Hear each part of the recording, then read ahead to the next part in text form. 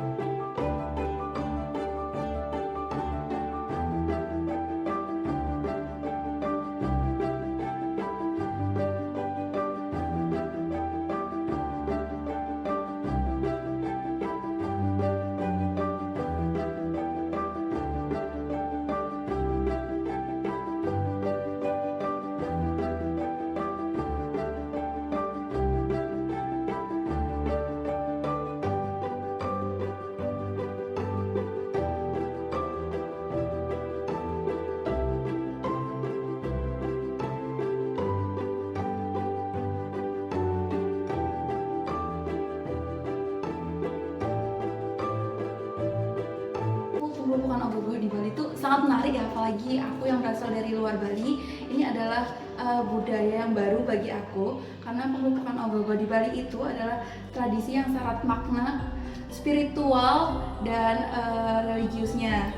Nah, hal yang menarik itu ketika mereka bersama-sama mengarak ogoh-ogoh tersebut untuk mengusir roh-roh jahat. Menurut saya ini hal yang baik ya, hal yang menarik juga, karena di sana mereka bisa solidaritas juga, membangun solidaritas dan juga melestarikan budaya warisan dari leluhurnya di kehidupan yang modern ini. Itu emang budaya kita sebagai masyarakat Bali, khususnya agama Hindu, itu memang harus kita lestarikan. Apalagi dengan budaya ogoh-ogoh itu sendiri yang harus tetap kita jaga dan lestarikan, sehingga nantinya orang-orang luar juga bisa belajar dari kita tentang bagaimana budaya kita di Bali. Kayak penggerebekan ogoh-ogoh kemarin itu menurut saya sangat berkesan sekali nih, soalnya kan saya sendiri dari Jakarta, jadi itu adalah hal yang sangat baru khususnya untuk saya, apalagi saya masih semester 2 dan itu melihat hal penggerebekan baru di mana ogoh-ogoh banyak yang ditampilkan di jalanan. Itu sangat keren dan sangat menggambarkan bagaimana budaya Bali saat ini, khususnya saat Nyepi nanti.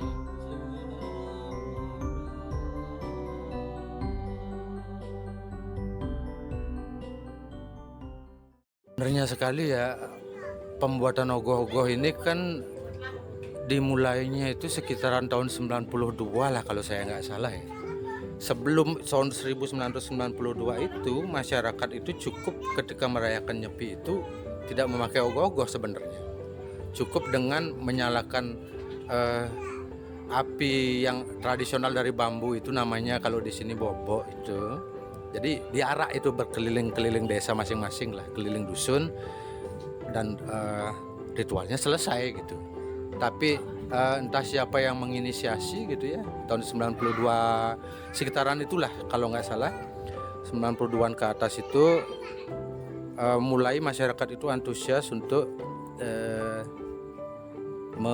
membuat ogoh-ogoh sebagai representasi dari kalau di sini istilahnya itu, di Bali itu istilahnya budekale gitu. Jadi sama seperti kalau di tradisi Chinese itu kan ada yin dan yang gitu. Jadi berdampingan sebenarnya, baik dan buruk itu berdampingan. Jadi ada yang baik, ada yang buruk, dan di dalam diri manusia, di alam maupun di semesta ini terdapat dualitas itu gitu. Jadi dua hal yang sebenarnya itu membentuk yang satu gitulah. Jadi dua yang membentuk satu. Kalau di Bali itu istilahnya Ruwa Binede namanya. Jadi misalnya itu sangat kelihatan di dalam simbol kain penutup pakaian, kemudian kain penutup pohon gitu, biasanya kan hitam sama putih gitulah. Itu untuk merepresentasikan dualitas itu gitulah, Ruwa Binede itu. Jadi baik dan buruk itu sebenarnya kalau kita mau menelaah sebenarnya sumbernya sama satu gitulah. Jadi bagaimana kita bisa untuk menyikapi dualitas itu, sumbernya sama, yaitu Dia yang Maha Kuasa gitulah. Kalau di istilah agama lain mungkin Tuhan yang Maha Esa lah gitu, atau mungkin Allah lah versi Islam, atau Allah versi Kristen, itu sama aja gitu, menurut saya ya. Jadi dan pada hari raya Nyepi ini, sebelum hari raya Nyepi, masyarakat itu membuat representasi dari yang sisi gelap dari alam, sisi gelap dari manusia, sisi gelap dari semesta. Kita kumpulkan, kita akumulasikan menjadi di dalam satu wadah gitu, untuk kemudian kita sucikan kembali, kita lebur kembali. Jadi istilahnya itu kalau di Bali itu istilahnya disomya gitulah. Jadi kalau boleh dibilang, kalau di tetangga itu mengusir setan, kita malah tidak gitu loh. Kita dalam tanda kutip ya bersahabat dengan setannya, kemudian kita baikan sama setannya.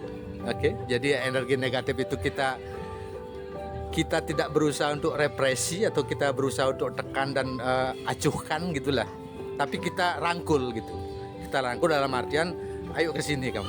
Energi negatif kesinilah kamu. Kita bicara baik-baik yuk gitu. Habis itu kamu tujuanmu mau kemana?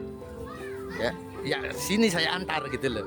Jadi di momen inilah kemudian energi negatif itu diakumulasikan dalam wujud manusia yang menyeramkan atau raksasa yang menyeramkan, bertaring panjang dan sebagainya.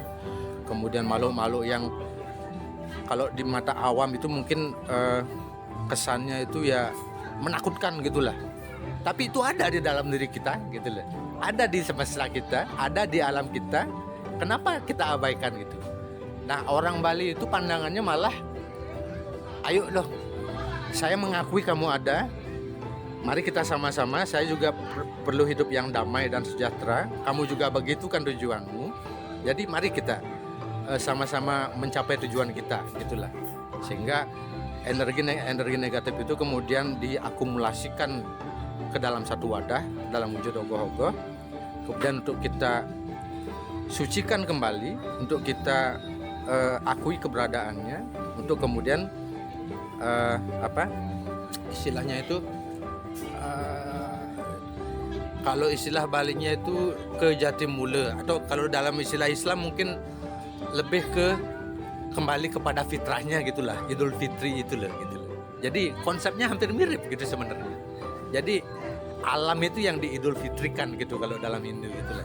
Dan tubuh manusia juga gitu. Manusianya juga dikembalikan kepada fitrahnya, kemudian alamnya juga dikembalikan kepada fitrahnya dengan cara yang seperti ini gitu.